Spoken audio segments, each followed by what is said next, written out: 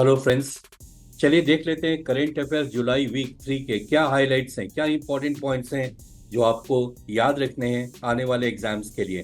इधर ओलंपिक शुरू हो गया है फ्रांस में, उससे रिलेटेड कुछ इंपॉर्टेंट पॉइंट्स हैं, साथ में और भी कई चीज़ें हैं जिन्हें आपको याद रखना है।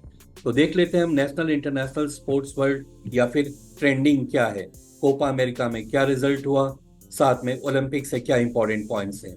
आइए स्टार्ट करते हैं। इसके पहले आप याद रखिएगा कि UGC net JRF banking PO interviews के लिए अगर कोई आपकी क्वेरी हो तो इस नंबर पर आप कॉन्टैक्ट कर सकते हैं। यहाँ स्टार्ट करते हैं हम और पहला पॉइंट आ रहा है venue of Paris Olympics opening ceremony. बहुत इंपॉर्टेंट है ये क्योंकि काफी कंफ्यूजिंग है। यहाँ पर चार ऑप्शंस है और राइट आंसर है सी ऑप्शन, रिवर साइन, जो कि एफिल टावर के पास में ही है।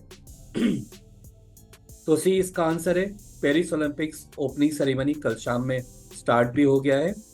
टेकअवेज देखते हैं।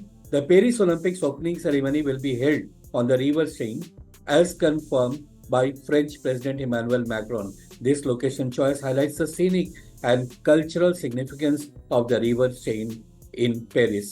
ये ऑलरेडी हो चुका। और फ्रेंड्स, मैं आपसे उम्मीद करता हूं कि आप यहाँ दो लोगों को पहचानें और हमारे कमेंट बॉक्स में बिल्कुल डालें। ये एक बहुत ही पॉपुलर सिंगर है, इन ये कौन है, और साथ में ये ग्रेट फुटबॉलर फ्रॉम फ्रांस, ये कौन है। ओके, तो ये जो सिंगर है उनका नाम डी से स्टार्ट होता है और ये जो फुटबॉलर हैं इनका नाम जेड से स्टार्ट होता है। और मौका मिले तो जरूर देखिएगा वो पुराने वीडियोस जहां पर इनका परफॉर्मेंस जस्ट सुपर्ब रहा था। तो आइए फ्रेंड्स आगे बढ़ते और पॉइंट्स हम देखते हैं। नेक्स्ट पॉइंट आपके लिए क्या आ रहा है। Which country has been named as the host for the 2030 Winter Olympics? ये बस 2 दिन पहले ये अनाउंस हुआ है। 2030 विंटर ओलंपिक्स का वेन्यू क्या होगा, और राइट आंसर है सी ऑप्शन, फ्रांस। यह फ्रांस में होने वाला है, फ्रेंच आल्प्स 2030। टेकअवेज देख लेते हैं। On July 24 the International Olympic Committee named French Alps as the host for the 2030 winter Olympics. और साथ में एक और यहाँ पर टेकअवेज है, ये पूरे 6 के 6 पॉइंट रट जाइए। 2020 में टोक्यो यानी लास्ट जो समर ओलंपिक्स हुआ है टोक्यो में, इस साल हो रहा है फ्रांस में, और नेक्स्ट जो होने वाला है लॉस एंजलिस में, जहां पर कुछ 6 नए स्पोर्ट्स भी इंक्लूड किए जाएंगे जो मैंने ओलंपिक को लेकर के फ्रांस ओलंपिक को लेकर जो वीडियो बनाया है वहां इसको क्लियरली मेंशन किया है। हो सके तो वहां से आप इसको रिफ्रेश कर लीजिएगा। विंटर ओलंपिक्स के वेन्यूज क्या है, तो 2022 यानी लास्ट हुआ था बीजिंग चाइना में, 26 में होगा मिलानो कॉर्टिना इटली में, और रिसेंटली अनाउंस हुआ है 2030 का वेन्यू होगा फ्रेंच आल्प्स जो कि फ्रांस में है। तो friends, UGC net JRF bank PO interviews के लिए अगर कोई आपकी क्वेरी है इस नंबर पर तुरंत कॉन्टैक्ट करें, आपको हर तरह का हेल्प मिल जाएगा। नेक्स्ट आ रहा है where was India first overseas Jan Aushadhi केंद्र इनॉग्रेटेड। पहला ओवरसीज जन औषधि केंद्र कहां पर शुरू किया है भारत ने, और राइट आंसर है ए, Mauritius. India's first overseas Jan Aushadhi Kendra was inaugurated in Mauritius by S. Jayasankar alongside Mauritian PM Pravind Kumar Jagannath. This initiative is a part of India's commitment to provide affordable, made-in-India medicines and symbolize the strengthened healthcare relations between India and Mauritius. Friends, ये बहुत ही important point है, इसको थोड़ा ध्यान से याद रखेंगे। Which country does India support the issue of Chagos archipelago in line with its stand to decolonization? यानी Chagos archipelago यानी ग्रुप ऑफ आइलैंड्स है ये यहाँ पे, और ये अभी एज अ कॉलोनी किसी कंट्री का है जो नाम आपको बताना है, और इंडिया इसके अगेंस्ट है और चाहता है कि यहाँ से जो कंट्री ने इस जगह को अपना कॉलोनी बनाया हुआ है वो यहाँ से चला जाए। और ऐसा ही विचारधारा इंटरनेशनल कोर्ट ऑफ जस्टिस का भी है। तो चलिए यहाँ ऑप्शन दिए हुए हैं कि ये जगह, ये जो ग्रुप ऑफ आइलैंड्स है, ये किसका कॉलोनी है, और राइट आंसर है इस ये विच कंट्री, अच्छा कौन से कंट्री को सपोर्ट कर रहा है।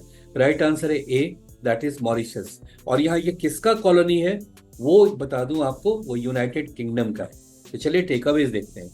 India has expressed its support for Mauritius regarding the Chagos archipelago issue.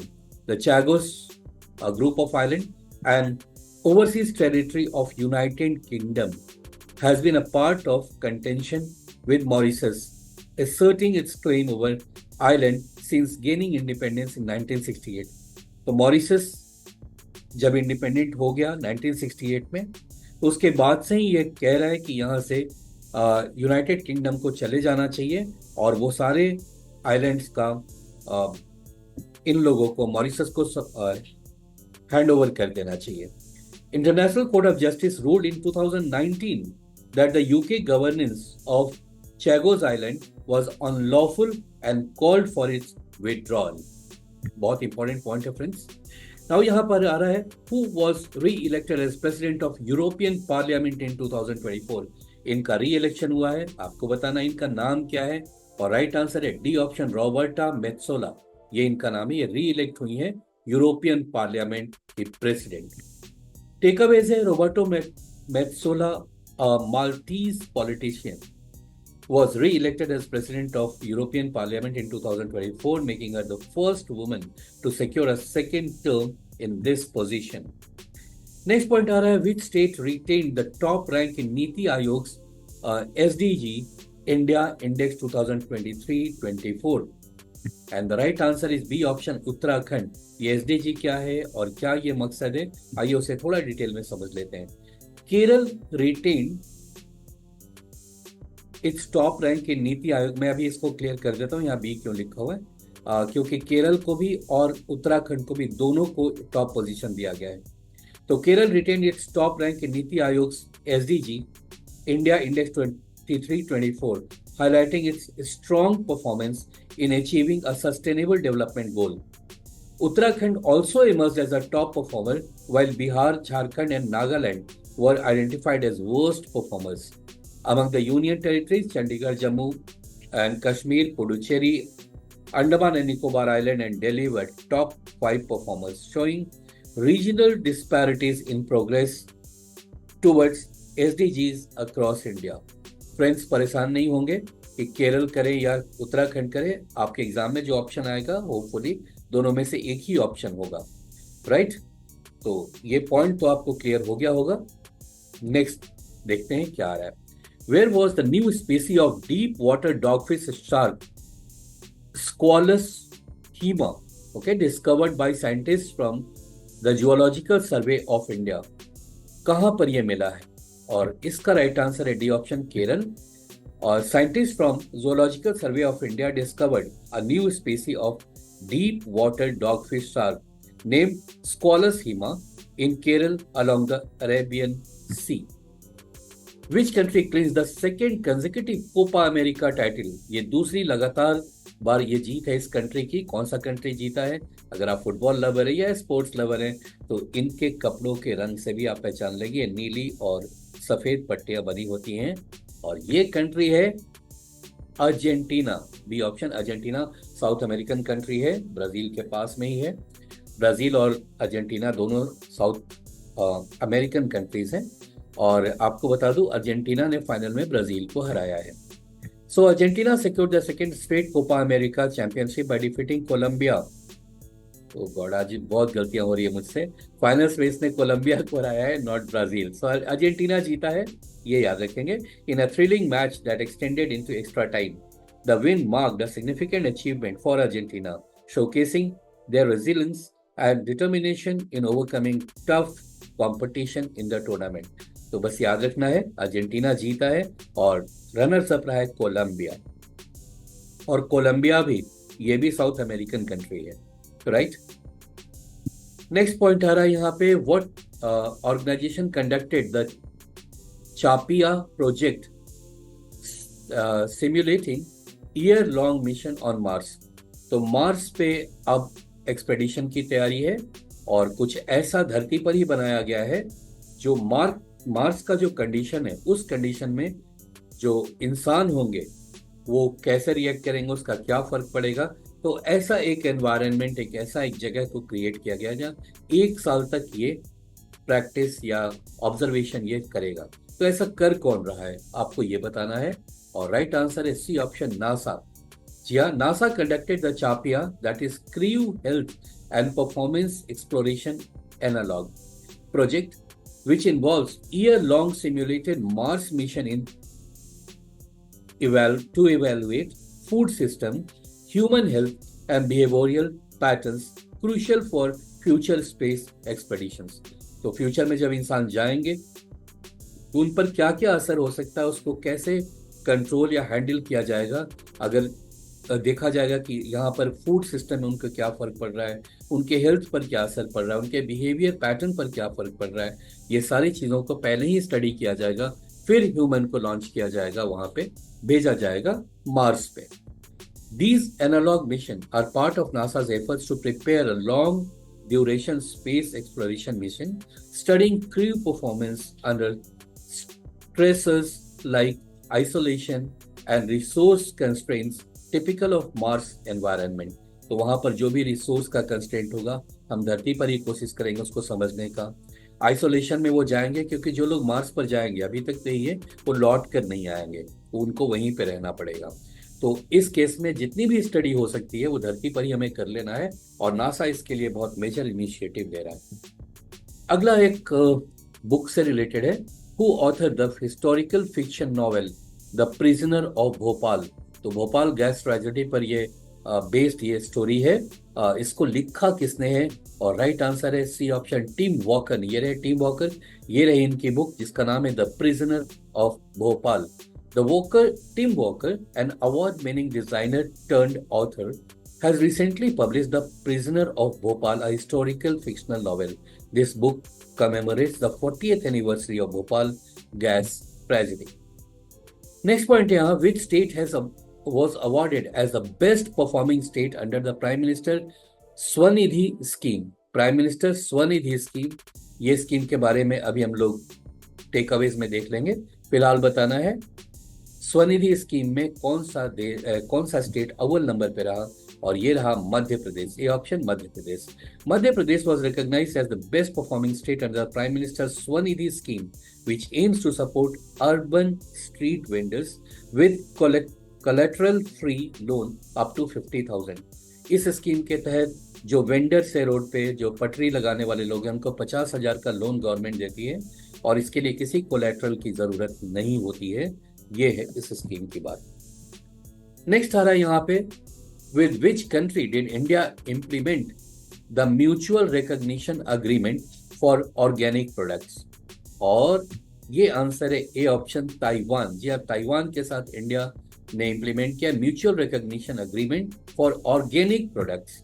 Right, so takeaways यहाँ, India and Taiwan have implemented the mutual recognition agreement for organic products, marking the first bilateral agreement for organic products between the two countries. This will facilitate the export of key Indian organic products such as rice, processed food, green or black herbal tea, and medicinal plant products to Taiwan, boosting trade in the organic sector. Friends, अगला point भी बहुत important है. India mobile Congress जो कि अक्टूबर में होने वाला है, उसका थीम क्या है. तो इंडिया मोबाइल कांग्रेस जो कि 15 से 18 अक्टूबर 2024 को होगा, इस बार उसका थीम क्या है, और राइट आंसर है C option, the future is now. The theme of the India mobile congress 2024, the future is now, was unveiled by Minister Jyotiraditya Madhav Rao Scindia. This theme underscores India's leadership in advancing 6G technologies, यानी 6th generation technology, and its role in shaping the future of telecommunication. अब यहाँ एक India से एक नए footballer भी आए हैं जिनका काफी नाम कमा रहे हैं. अभी तक तो भाई चुंबुटिया या सुनील छेत्री का नाम सुने हैं. चलिए इनके बारे में भी हम जान लें. Who won the AIFF Men's Player of the Year Award for the 2023-24 season? और इसका राइट आंसर है सी ऑप्शन, चांगटे. या ये चांगटे जी, राइट, बहुत कमाल कर रहे हैं, जबरदस्त. बहुत सारे गोल्स इन्होंने किए हैं अभी रिसेंटली ISL में, यानी इंडियन सुपर लीग में, और साथ ही इन्होंने गोल किया था कतर के अगेंस्ट भी, जो फीफा वर्ल्ड कप क्वालिफायर्स जो जून में हुआ था 2024 में. तो ये है चांगटे जिनको player of the men's player of the year award दिया गया है. नेक्स्ट आ रहा है फ्रेंड्स यहाँ पे, which country has released the first trench of $2.5 million. तो लगभग 2.5 मिलियन US डॉलर का एड दिया गया है। ये कौन सा कंट्री ने दिया है? To the United Nations Relief and Works Agency, so UNRWA, जो इनके हाथ में है, देखिए यहाँ पर posted, for Palestinian refugees for the year 2024-25। तो किस कंट्री ने इतना बड़ा एड दिया है? $2.5 मिलियन का एड दिया है। और इसका राइट आंसर है डी ऑप्शन, इंडिया ने ये दिया है। तो यहाँ पे India has release the first trench, यानी कि ये फर्स्ट पार्ट है। टोटल तो इनको देना है, ये देने के लिए कमिटेड है $5 मिलियन, राइट। लेकिन पहला पार्ट ये जा चुका।